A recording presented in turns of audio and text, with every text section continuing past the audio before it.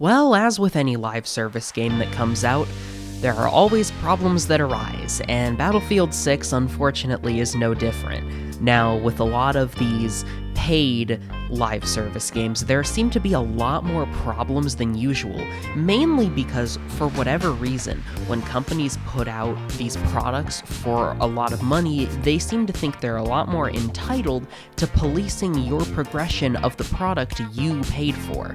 And unfortunately, I don't think DICE, or Battlefield Studios as it's now called, has really cracked the code, or rather just looked at literally any free-to-play game and how it handles itself to understand what players actually want.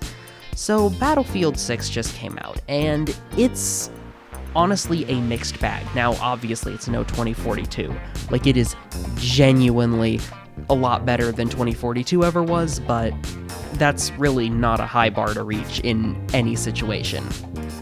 However, the game still has quite a few issues. Mainly, for me, I think, it's the small maps and the fast time to kill that really drag down the experience. Battlefield is, of course, known for its large maps, and boy, does Battlefield 6 have absolutely none of them.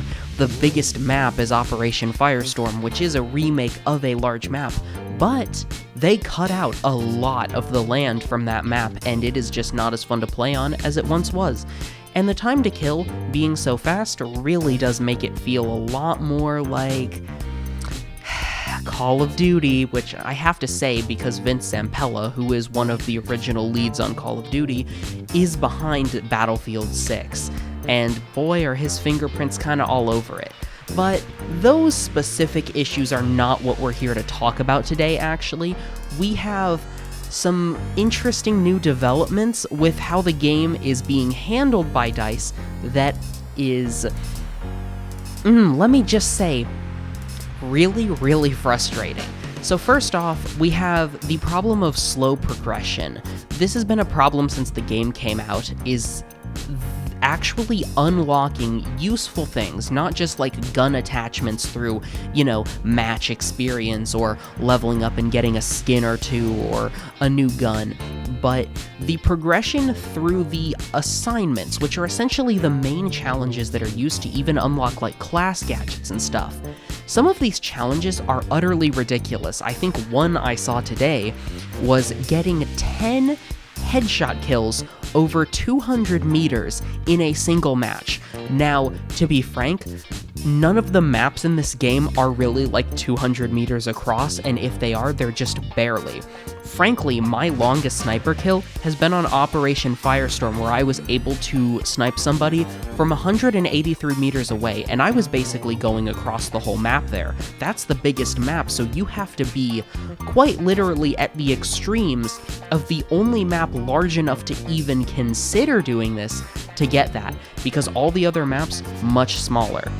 There are some other challenges that are ridiculous as well, specifically one where it wants you to kill people while under the effects of adrenaline, and let me just say, that is nearly impossible to do with a normal match. Now, how can you do some of these challenges? Well, that is where Portal comes in. Battlefield's Portal system was something introduced in 2042 where players were able to craft their own experiences and even in BF6 make their own maps.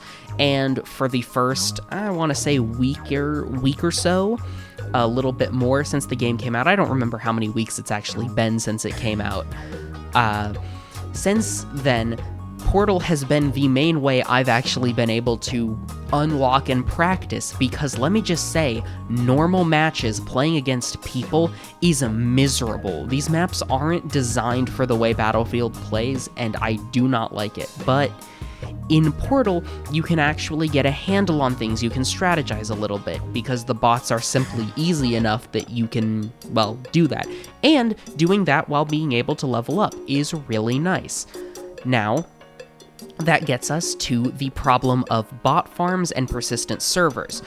Portal gives you an option to basically put up a persistent server that will never go down as long as you say it won't, so that other people can join and play on it. This would be very useful for like YouTuber communities and stuff, where they want to play with their community or have like a Discord server that you can go on and like, you know, interact with like the real community.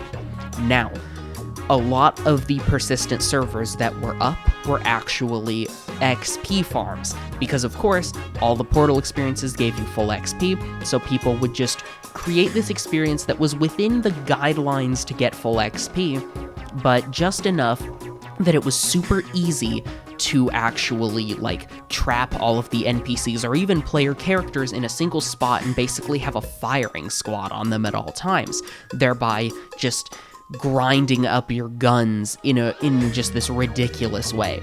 I actually spawned into one of those once, and it was just, you know, I spawned in once, got killed instantly, and left. It really wasn't that big of a deal, but the problem is these kinds of servers were clogging up a lot of the slots that even people who didn't want persistent servers like myself would just want like a server for like an hour or two. We couldn't get any because the persistent servers were running on like the same system. So of course, how is Battlefield Studios responding to this? Well, get this. Instead of, just taking down the persistent servers that have like 1 or 2 people or 0 people on them for like 24 hours or even 12 hours, they just decided to remove XP from the entirety of Portal. You can't upgrade. You can't level up any gun. You can only do half of the challenges in the game. Luckily, it's the harder half, but you can only do like half the challenges in the game now, and frankly, because of how poorly this has all been explained, I don't even know if you can get like the trophies anymore. I don't know if these matches even count as like matches you've played, or if they count towards your stats, or if they count towards like a shadow total that does affect achievements or not, but it's just the worst, honestly, and it's making me very frustrated because Battlefield 6 has already had a rocky start, you know, but I was looking forward to Season 1, you know, maybe only one of the maps is only as big as Mirak Valley, maybe the other one is still got this stupid design quirk where they have like 2 or 3 capture points right next to each other, and stuff like that, but you know, you were getting content, you were getting new guns, new vehicles, maybe you'd be, you know, doing some stuff, you'd be getting somewhere, you know, you could see some improvement, and then DICE, basically what they did here was bury their heads in the sand. They pissed off a very large majority of the hardcore Battlefield community, especially the part of the community that likes to play hardcore, because of course, DICE isn't going to offer a hardcore experience on dedicated servers, so it was up to Portal for people to craft that experience they wanted and play that their way.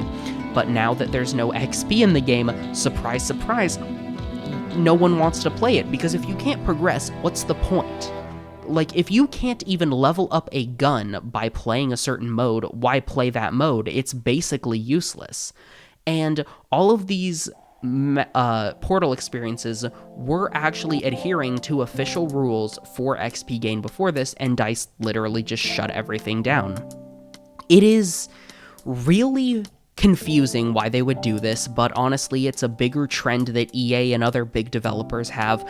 Whenever a live service game comes out, something happens, people start mildly exploiting something, or they're progressing too fast, and suddenly they have to shut it down. EA's gotta shut it down, Ubisoft's gotta shut it down, you know? You can't have people progressing too fast because, oh, God forbid we want people to actually enjoy the game they paid for, right? But overall, I think this is a problem that can get fixed, and I really hope it does, because Battlefield 6 has a very good foundation, but it is already getting problems caused for itself by engaging in this kind of behavior. But that's all I've got to say on this topic at this time. Maybe I'll make an update video if DICE decides to get their act together, or maybe I'll make an update video if BF6 dies in a couple weeks when COD drops and everyone gets tired of it. So I guess I'll see you whenever I make that one.